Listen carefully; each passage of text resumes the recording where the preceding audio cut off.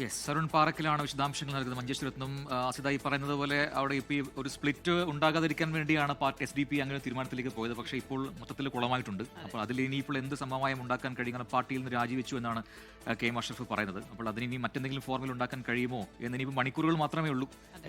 പത്രിക പിൻവലിക്കാനും ഒക്കെ അങ്ങനെ പിൻവലിക്കാൻ പറ്റുമോ, അതോടൊപ്പം തന്നെ സ്വതന്ത്രനായിട്ട് മത്സരിക്കുമോ എന്നൊക്കെയുള്ള ചോദ്യങ്ങൾ ഉയരുകയാണ്. എന്തായാലും അത് വലിയ രാഷ്ട്രീയ ആകാംക്ഷയായി നിൽക്കുന്നുണ്ട്. ഇന്ന് വൈകുന്നേരത്തോടു കൂടി അതിനൊരു വ്യക്തത ഉണ്ടാകാനുള്ള സാധ്യതയുമുണ്ട്.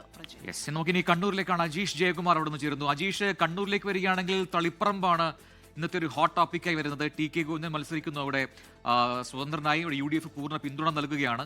പക്ഷേ അതേസമയം തന്നെ കോൺഗ്രസിൽ ആ സമയത്ത് ഈ പേര് ഉയർന്നു കെട്ട സമയത്ത് തന്നെ ഉണ്ടായ അവിടുത്തെ പ്രാദേശിക നേതാക്കൾക്കിടയിലുള്ള ഒക്കെ വിമത സ്വരങ്ങൾ ഇതുമായി ബന്ധപ്പെട്ടൊക്കെ അതിപ്പോൾ കൂടുതൽ ശക്തമാവുകയാണോ? എന്താണ് ഈ കൊയ്യം ജനാർദ്ദനന്റെ നിലപാട്? അതിലെങ്ങനെയാണ് കോൺഗ്രസ് പാർട്ടി ഇടപെടുന്നത്?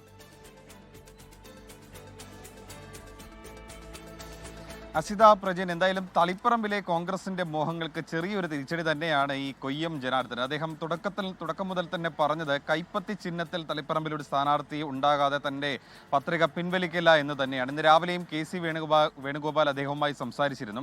ഈ പത്രിക പിൻവലിക്കണമെന്ന് തന്നെയാണ് അദ്ദേഹത്തോട് ആവശ്യപ്പെട്ടത്. പക്ഷേ ഈ നിലപാടിൽ ഉറച്ചു നിൽക്കുകയാണ് കൊയ്യം ജനാർദ്ദനൻ. എന്നാൽ ഇനി 1.5 മണിക്കൂർ മാത്രമാണ് ഇനി പത്രിക പിൻവലിക്കാനുള്ള അവസാന സമയം. ഇപ്പോഴും അദ്ദേഹം തന്റെ നിലപാടിൽ നിന്ന് പിന്നോട്ട് പോയിട്ടില്ല. അങ്ങനെയാണെങ്കിൽ പാർട്ടിക്ക് പുറത്തേക്കുള്ള വഴി തന്നെ കൊയ്യം ജനാർദ്ദനൻ തുറന്നിടുകയാണ്. കാരണം അദ്ദേഹത്തിനുള്ള ഒരു മുന്നറിയിപ്പ് കൂടി KC വേണുഗോപാൽ നൽകി കഴിഞ്ഞു. പത്രിക പിൻവലിച്ചില്ലെങ്കിൽ KPCC അംഗമായിരുന്നാലും ആരായിരുന്നാലും പാർട്ടിക്ക് പുറത്താക്കും എന്നുള്ളൊരു മുന്നറിയിപ്പ് തന്നെയാണ് KC വേണുഗോപാൽ നൽകിയത്. നേരത്തെ നമ്മൾ കൊയ്യം ജനാർദ്ദനുമായി നേരിട്ട് സംസാരിച്ചപ്പോഴും അദ്ദേഹം പറഞ്ഞത് പാർട്ടി നടപടി ഉണ്ടാകണമെങ്കിൽ ഉണ്ടായിക്കോട്ടെ, പക്ഷേ താൻ പത്രിക പിൻവലിക്കില്ല. ഇത് കോൺഗ്രസിന്റെ പ്രാദേശിക നേതൃത്വത്തിന്റെ അഭിമാനം കാത്തുസൂക്ഷിക്കാൻ വേണ്ടിയിട്ടാണ് താൻ സ്ഥാനാർത്ഥിയായത് എന്നുള്ളൊരു നിലപാടാണ് കൊയ്യം ജനാർദ്ദനൻ സ്വീകരിച്ചത്. എന്തായാലും പ്രാദേശിക നേതാക്കളുടെ പിന്തുണ അദ്ദേഹത്തിനുണ്ടെന്ന് അദ്ദേഹം അവകാശപ്പെടുന്നുണ്ട്. പക്ഷേ വളരെ കുറച്ച് ആളുകൾ മാത്രമാണ് അദ്ദേഹത്തിനൊപ്പം ഉള്ളതെന്നും തളിപ്പറമ്പിൽ കോൺഗ്രസിന് ഒരു മുന്നേറ്റം ഉണ്ടാക്കാൻ കഴിയുമെന്നുമാണ് TK ഗോവിന്ദൻ ക്യാമ്പിന്റെ പ്രതീക്ഷ.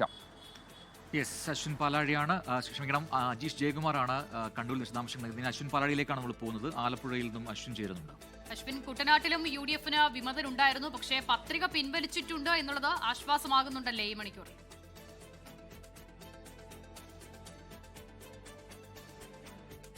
ഇത്തവണ കോൺഗ്രസ് ഉറപ്പിച്ചു പറയുന്ന സീറ്റുകളിൽ ഒന്നാണ്. അത് നിലവിൽ NDPയുടെ കയ്യിലാണ്. LDFന്റെ കയ്യിലാണെങ്കിൽ പോലും ഇത്തവണത്തെ അനുകൂല രാഷ്ട്രീയ സാഹചര്യത്തിൽ കോൺഗ്രസിന് UDFന് വളരെ അനുകൂലമായ സാഹചര്യത്തിൽ ആ സീറ്റ് പിടിച്ചെടുക്കാം എന്ന പ്രതീക്ഷയിൽ കേരള കോൺഗ്രസ് ജോസഫ് വിഭാഗത്തിലെ റെജി ചെറിയാൻ മത്സരവുമായി മുന്നോട്ട് പോകുമ്പോഴാണ് സീറ്റ് പ്രതീക്ഷിച്ചിരുന്ന, അല്ലെങ്കിൽ കോൺഗ്രസ് സീറ്റ് ഏറ്റെടുത്ത് സ്ഥാനാർത്ഥിയാകുമെന്ന് പ്രതീക്ഷിച്ചിരുന്ന DCC വൈസ് പ്രസിഡന്റായിരുന്ന സജി ജോസഫ് പാർട്ടിയിൽ നിന്ന് രാജിവെച്ച് സ്വതന്ത്ര സ്ഥാനാർത്ഥിത്വം പ്രഖ്യാപിച്ചത്. അതിന് പിന്നാലെ കോൺഗ്രസ് വലിയ വെട്ടിലാവുകയും ചെയ്തു. കോൺഗ്രസിന്റെ ശക്തി കേന്ദ്രങ്ങളിലടക്കം കുട്ടനാട്ടിൽ പല ആളുകളും സജി ജോസഫിന് വേണ്ടി പ്രവർത്തനത്തിന് ഇറങ്ങുകയും ചെയ്തിരുന്നു. ആ സ്ഥാനാർത്ഥിത്വം കുട്ടനാട്ടിൽ കോൺഗ്രസിന് വലിയ തിരിച്ചടിയാകും എന്ന് കണ്ടതോടെയാണ് VD സതീശൻ, KC വേണുഗോപാൽ, ദീപാദാസ് മുൻഷി അടക്കമുള്ള മുതിർന്ന നേതാക്കൾ സജി ജോസഫുമായി ചർച്ച നടത്തിയത്. 2-3 ദിവസം നീണ്ടുനിന്ന ചർച്ചയായിരുന്നു. അതിന്റെ അവസാനത്തെ ചർച്ച ഇന്ന് നടന്നത് ചങ്ങനാശ്ശേരി അതിരൂപതയിൽ വെച്ചാണ്. അവിടെ ഡീൻ കുര്യാക്കോസ് അടക്കം നേരിട്ടെത്തി സജി ജോസഫിനെ അനുനയിപ്പിച്ച ശേഷമാണ് ഈ സ്ഥാനാർത്ഥിത്വം പത്രിക പിൻവലിക്കാൻ അദ്ദേഹം തയ്യാറായത്.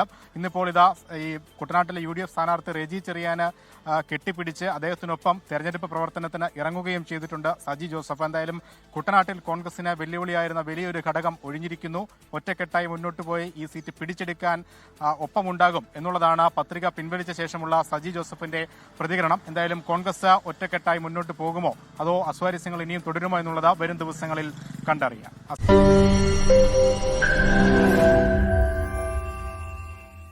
ലോകത്തെവിടെയായാലും ഏത് സമയത്തും 24 വാർത്തകളും ഓഗ്മെന്റഡ് റിയാലിറ്റി പാക്കേജുകളും എക്സ്പ്ലെയിനറുകളും വിശദമായി കാണാൻ ഞങ്ങളുടെ YouTube ചാനൽ നിങ്ങൾക്ക് സബ്സ്ക്രൈബ് ചെയ്യാം.